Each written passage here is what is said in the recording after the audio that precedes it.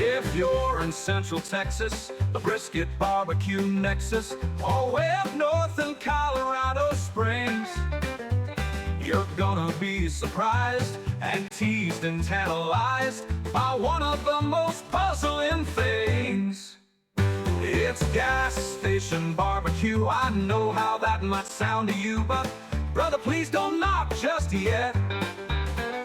If it's Rudy's on the sign, you're gonna change your mind and stop at Rudy's till the end of time. Yeah, gas station barbecue at Rudy's. Yeah, gas station barbecue at Rudy's.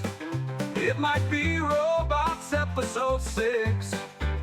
Gas station barbecue. Hey, Dan. Hey, Dave. How are you? I'm all the way up to pretty good. How are you today? Pretty good. Thank you. You're back from a few days out in Colorado. That's right. My wife and I went to a wedding, and I had a harrowing experience and then two really amazing food experiences, in addition to just really enjoying the friends that we went to go see the wedding. Well, thank goodness it wasn't a harrowing So- food experience. All right, we're foodies. I had an appetizer that was chilled lobster in some small melon ball sized pieces, perfectly cooked, and honeydew melon in a mayonnaise sauce with curry and honey. Carrie and I said as we finished our meal and we're driving away, like, that was a place where they really cared about every Yeah, single that's bite cool. of food that you were going to have. There was nobody was in a hurry to do anything except get it precisely right. Yeah, and see, to me, and maybe this is just rationalization, but in my head, splurging occasionally on those kinds of dining experience, it's an entertainment budget Yes, kind of I a think thing. so too. So you had a great food experience. What had was the two. not so great? I had two. Oh, yeah. The other one was Oh, okay. after the harrowing experience, which was at leaving that restaurant. A semi truck came across the median and exploded. Like, we both felt the heat on our face, and like we're being crowded by other cars trying to get out of this cloud of, and it made their news the following morning. But Yeah. we were fine. The wedding reception that we were at happened to be at the Pro Rodeo Hall of Fame Museum. There were bronze Wow. statues there by Remington that were just fantastic, and I think Remington has some statuary inside the White House. Like, I think he's made gifts. Yeah. Oh, yeah. Like, Yeah. Remington's an amazing American sculpture artist and Yeah. cowboy work. Most of us relate to that one.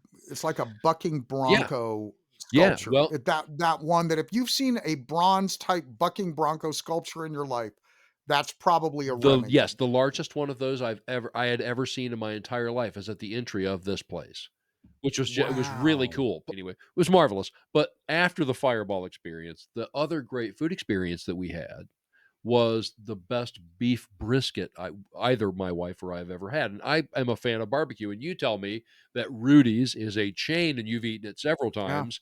And it was Yeah. picnic tables outside in Colorado Springs, staring at the Garden of the Gods as we watched them burn pallets and ate just the most. It was a moment of heaven and sliced right here and served up on earth because it was just magnificent. And the barbecue, I keep threatening to buy a smoker and to really learn.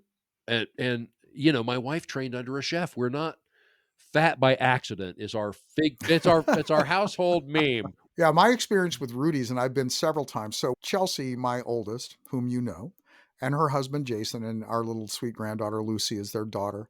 They live in Plano, Texas. They were telling me, because they like barbecue too, that there was this gas station chain called Rudy's that made great barbecue.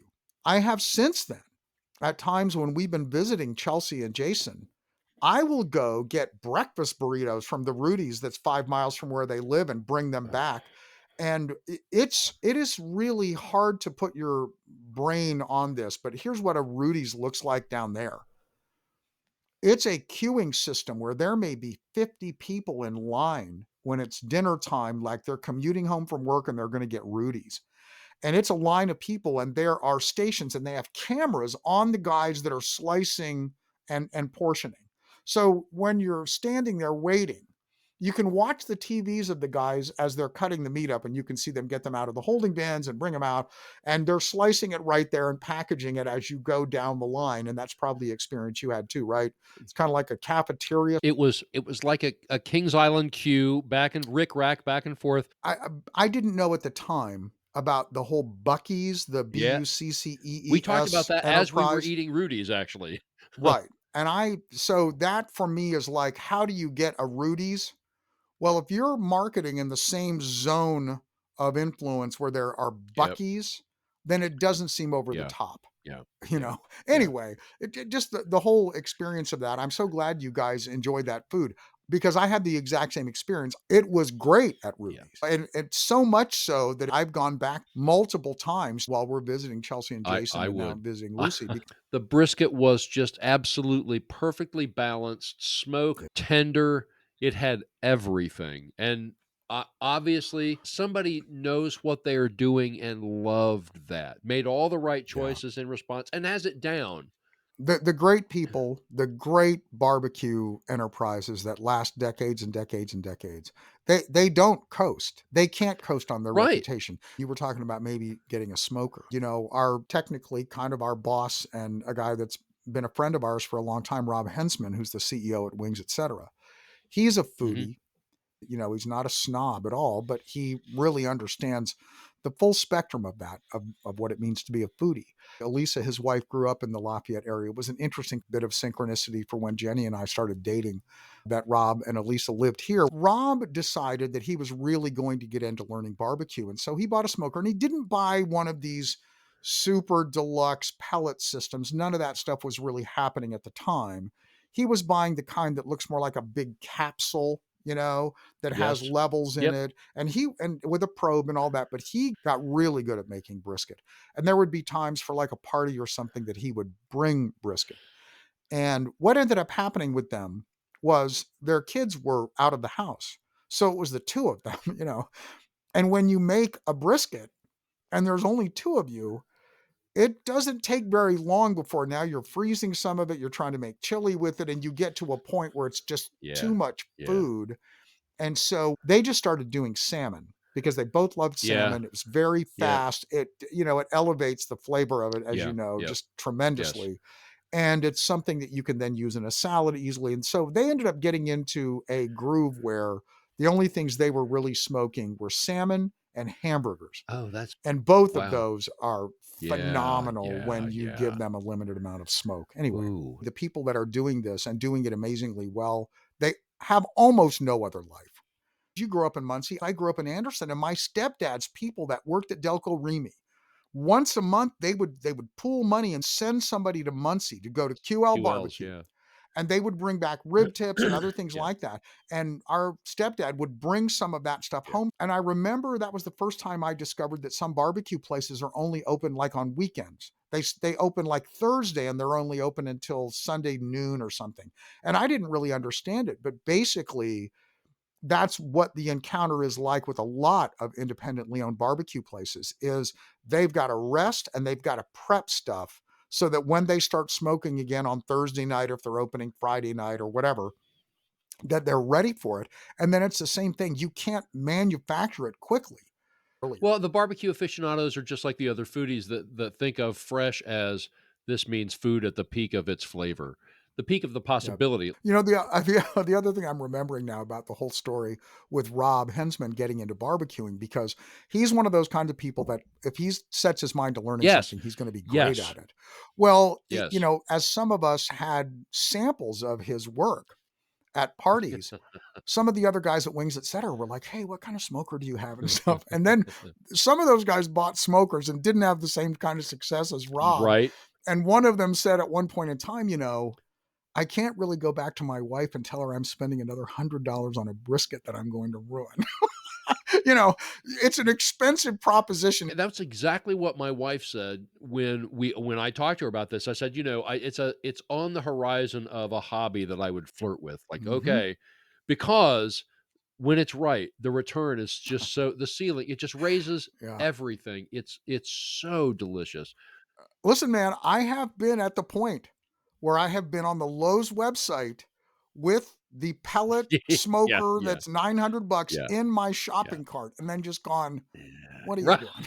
You know, and what I did is I went and bought a pre-assembled half price at the end of the season $200 grill, and I use it twice a year. I have the same reaction to not buying the pellet smoker that I have to the time when I was standing in the guitar store with the ukulele thinking I was going to buy it. And I called Jenny on the drive home and I said, I'm so proud of me right now, honey. I didn't buy the ukulele because my family background involves ukuleles. I was born in Hawaii. I was standing in front of my church as a little kid playing a ukulele. I used to know how to play one. And there was a point at which I thought, and it was when I saw that one guy that's the ukulele Jake master who was Shimabukaru. doing, well, it may not be that guy, maybe one of his students that was doing Billie Jean Okay, on the okay. ukulele.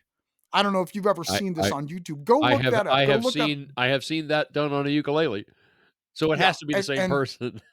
yeah, it's you can't Yeah, no, believe no, it. I'm And with then you. I'm just sitting there watching it, going, "Huh, Yeah, huh." yeah. Well, I could probably go back to learning the 4 chords I knew and sing along with some because that was really what I was thinking. And this is all COVID related. Is like, well, I've got some time to learn this. I'll learn some of the basic jazz chords with these standards that I'm learning, and I'll actually shock the house band someday at the jazz kitchen. And I'll walk in with the ukulele and have a pickup in it, and I'll play my 3 standards accompanying myself and just blow their heads You off. would And, too. and so I went far enough into it to be standing at the Guitar Center. I had the ukulele in my hand, and just that little voice inside me is like, this is something else your kids are going to have to sell when you Oh. die. Like don't, and I did. I bailed. I am fine with what I'm locked in on. I'm going to be in the shallow end forever on jazz standards. I'm going to be in the shallow end, even as a vocalist only. There is so much to know and to do and to learn. Does relating to a keyboard attract you at all? A year and a half ago, I started watching a guy on YouTube, a young man, a British guy, who was teaching piano theory, and he's really good. And I thought, well, maybe I'll at least start to get a sense of this. And he was talking about things like the circle of fifths and some other things like that, some fundamentals. And I had the same kind of reaction to it that I had with the ukulele. It was just like, um, I may have the time in my life when I retire or whatever, when I can dedicate some more time to this. But for now, I'm just going to sort of try to keep my mind open to those things. But I'm really not going to shift my focus. And again, now I feel like I'm in a therapy session. I'm explaining laziness again. It's like, yeah, yeah, yeah, Well, yeah. if I can throw out what I believe to be the life raft necessary, because you know music enough already, and you know that it's an alphabet and that it's not more complicated than the notes that go along with spelling the chord of the alphabet in the triad structure Sure. of what's like, you know that already. So I suppose you can wait until you retire, but I also think like every week that you don't, if you just spent 20 minutes even in that, like it, and if you don't like it, that's the thing. Like, I don't know. right, I enjoy. I right, remember as a kid, last podcast I was talking about when I took those classical guitar lessons for 6 months. That all came out of that same experience yeah, of being a kid and playing the yeah. ukulele and being really satisfied with the idea that I knew enough chords that I could sing and play. I like the And sounds yeah, of the yeah. strings, and the more Oh I yeah. play, Oh, the more I like adding the spice to an idea of lead by understanding when it's half a step below or half a step above the note that you're targeting when you anyway, instead of sitting down and playing for 10 minutes, some song catches hold of me and like, what I really want to do is to learn that song. Like I just for the first time heard Billie Holiday singing He Calls Me Crazy. crazy he calls Crazy me. he calls me.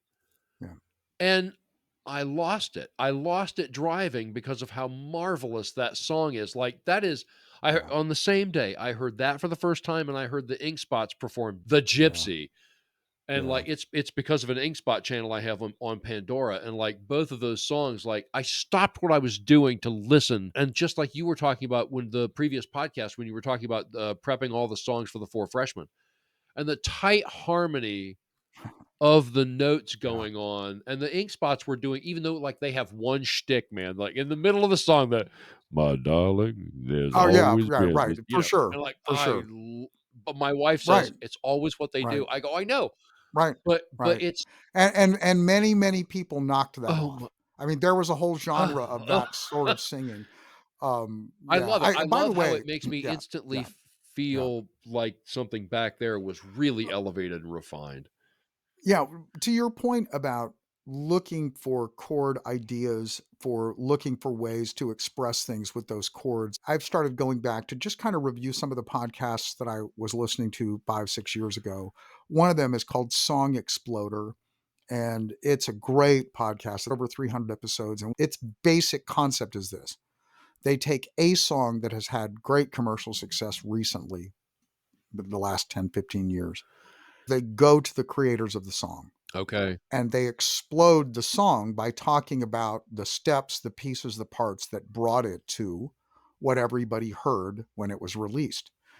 And the podcast I was listening to yesterday was about the Australian group Crowded House. They did the great hit, hey now, don't dream it's over. And the story is told by the young man who was the front man for the band, who wrote that song, wrote it sitting in the music room at his brother's Mm, house. And one of the things they talk about in this podcast and in all of these other Song Exploder podcasts is how fundamental a great producer is to a hit song. We think of oftentimes of producers as being these kind of freeloading folks, and that may be true in film and television, but in the recording industry, there is a level of producer mastery that really is a game changer. Anyway, one of the things that he talks about is the fact that when they brought the producer in to help them get this song from an idea into a marketable final product, he brought in as a piece of the soundscape a Hammond B3 organ. And the other thing he mentions, it is a piece of digital equipment that the best way that I could describe it would be some sort of a more advanced version of a synthesizer. And the reason I bring this up, Dan, is because here's what the young man said. Because the harmonies that are in that song, especially on that phrase, to build a wall between us, if you know the song I'm talking about, that mhm, harmony is really mhm, compelling. They got to it because this guy brought in a piece of gear that synthesizes melody and plays other ideas. And here's what he said: one of the things it was doing in the harmonies is it was giving sevenths and ninths. And we never think of harmony that way.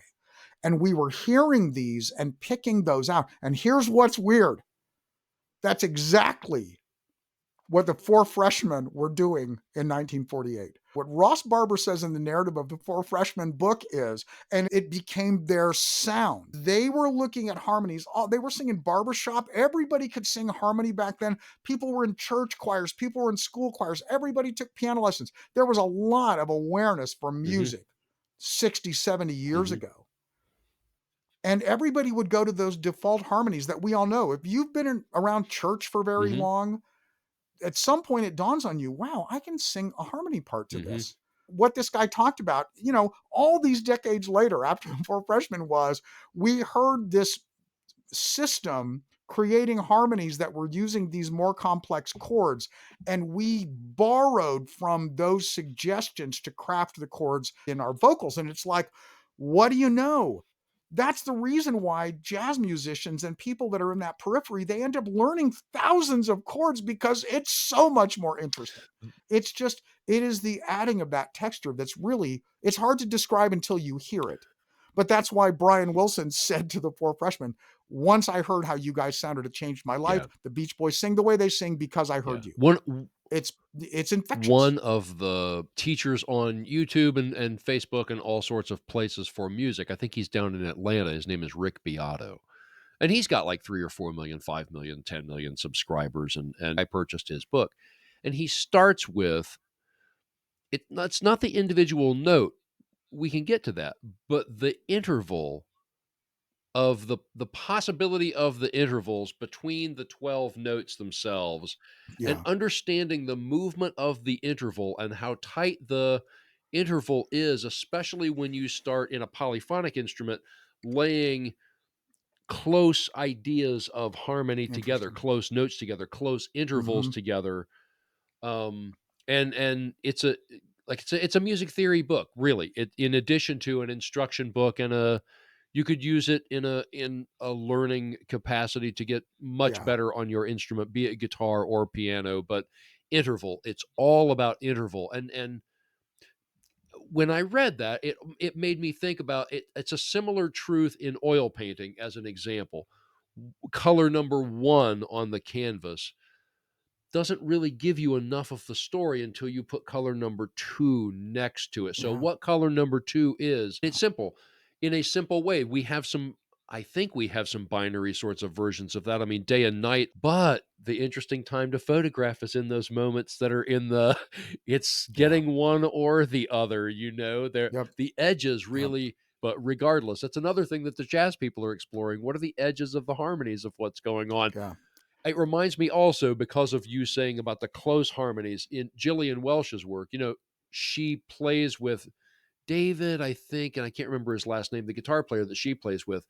And surely you know who I'm talking about. Oh, I Her do know who parents wrote Gillian for the Welch is. Carol Burnett. I think you actually say it as Oh, okay, Gillian, believe it Gillian or not. Welch. Okay. I've Huh. heard all kinds. I heard somebody say one time, if somebody mispronounces a name, it means they read it. Like, that's Yeah. really, Right. It's not a bad right, thing. right. We're Yeah. like, I got that by Yeah. reading, but their Yeah.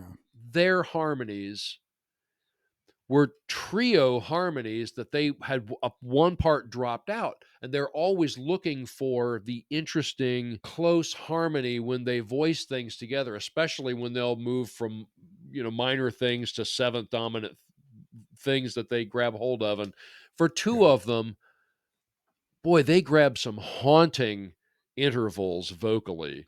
And I think Yeah. that's what you're There's a trying to do in a four-part harmony, Yep. is to that haunting nature of sliding things around. Six-part harmony Right. gets And even. even in a duo doing that, you often find there's a group, amazing group. They were Grammy nominees. I don't know if they won a Grammy award. They're called the Civil Wars.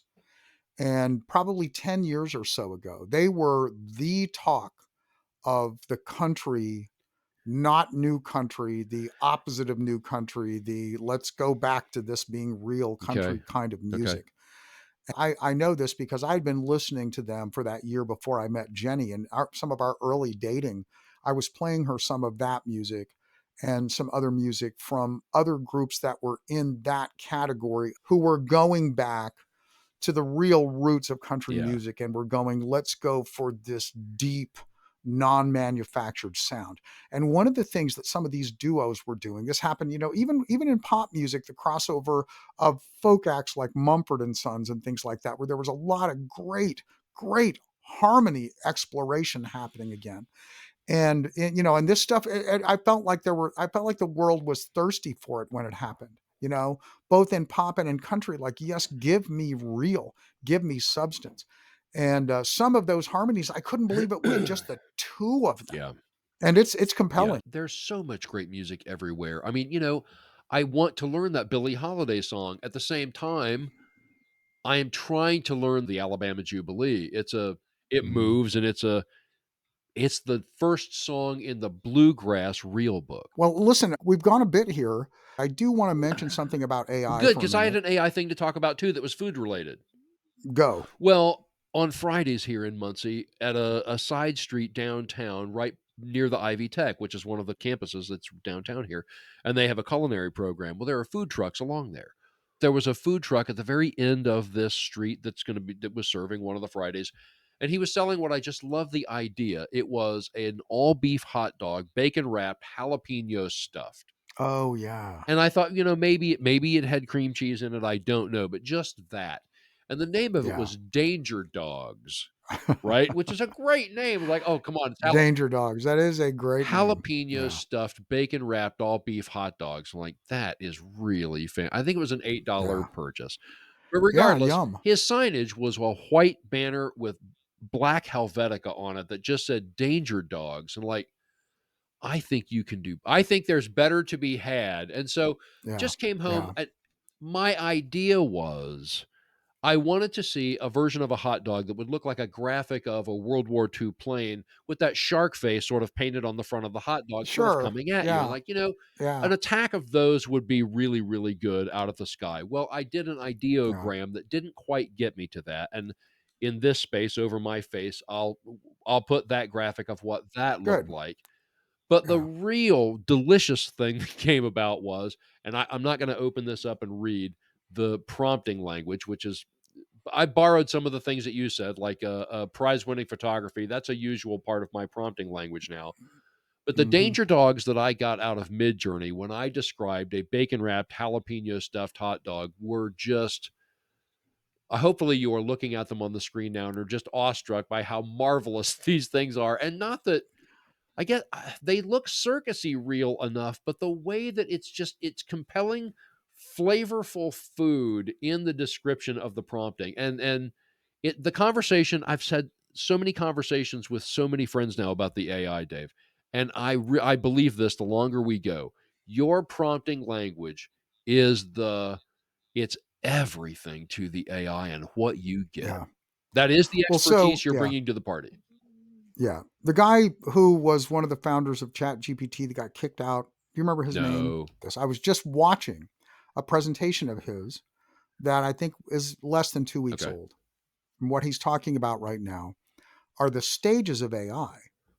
And I had never really heard it described this way. And people that really know what they're talking about with this are probably rolling their eyes if they ever come across this, because maybe this is stuff that's been talked about from the beginning of the theory of it. But here's the deal: the level one AI that we all have experienced in the background for the last decade that we didn't really understand fully was AI, like going to Google search and starting to type words, then having it finish, or going and asking for a place like kayak.com to give you the best flight, or to choose the flight that relates to the least number of layovers. All of that has been AI generated kind of content. And there have been a lot of those other things. So the second level is where we are now, which is you can give a large language model input prompts and it will respond to you. Mhm. Mhm. The third level is coming, and this was the word he used: promptless AI. So, what's happening during this phase is that the AI is learning how everybody is prompting and is gauging the times that you say thumbs up or thumbs down on the yield of it. And it is learning at an incredible rate how to get you where you need to go. And the analogy is when you type in Google SPAND, it may get you to spandex or to Spandau Ballet or to, whatever. That same thing is going to happen with prompting. It's going to take the data set of everything that it has learned from all the prompts that are given to it, and it's going to start inferring into that what it is you want. And it's going to get exponentially better at level 3. And that's coming in the next 12 months. Promptless AI. I've seen the work product from those prompts of yours, and it's phenomenal. By now, people will have seen it into the podcast, but I love that idea. And I will just say yes and to that. Last week, I was doing some competitive shopping. So people around the Wings Etc. enterprise, it's no secret. We have been working on something for a limited service version of Wings Etc. to kind of be like a wing stop, Buffalo Wild Wings. They have one called Buffalo Wild Wings Go. Hooters has been working on this with something called Hoots Wings for 6, 7 years. There's been a lot of industry trade information about this. Well, one of the longer running versions of limited service chicken wing that even precedes Wingstop is called Wing Zone, based in Canada. And it got bought out maybe 5 years ago by a Vegas based restaurant holding company that moved its corporate offices to Vegas, uh, built a new prototype model, and improved just the general look and feel of things, branding redesigns, color scheme redesigns, some menu redevelopment. And anyway, most of their locations were in Canada, and most of the ones where they're growing are in the West. but they opened their first franchise in the greater Indianapolis area about 3 months ago. And we went in there to kind of mystery shop it and just sample the food, look at the menu, look at how everything. Guess what, Dan? In their graphics, they're using AI generated art in their branding. Yeah. And the kind of art that they're using, because most of us that are in this business, this wing business, we weren't that imaginative about how we were going to sort of create borrowed interest because it's a chicken wing. Everybody has some sort of an aviator focus, Wings Etc. is a biplane with, the Baron chicken in there. Wing Stops looks like the front of a plane, Well, Wing Zones has been similar to that as well. And they have an aviator kind of vibe to them. Well, if you remember, the very first text to image stuff that I was doing with AI was I was trying to replicate in more of a photorealistic way that chicken as an aviator in the cockpit of a red plane. And so it was giving me all of these iterations. And at the time I was using Midjourney and I was using Dolly and I was using Stable Diffusion, those three. And I walked into that wing zone the other day, and giant on one of the walls is an aviator chicken that has all of those same kinds of AI trappings that many of the ones that I generated had. And I'll put a picture of that chicken up too. All I right. think if we think about it, Okay. so you can see what that looks like, because it's clearly AI generated. The other one that's AI generated is really, really funny because it's, this is all related to Munchies stuff. They have what looks like their best attempt at a Tommy Chong character. And in front of him is another dramatic looking chicken. And that also is clearly an AI generated illustration that they've turned into a wall applique. Okay. So it's interesting to see competitors using AI for marketing. Yeah. It's interesting to see that as part of the branding for a prototype. Indeed. Yeah, it is. It is. But it's so quick to get to an image. I mean, it's seconds. If you've got description to get to what you're after and the way, and it's shockingly good. So yeah, there's some interesting stuff going on with AI. I think I will save for our next podcast a Google product called Notebook LM. It's astounding.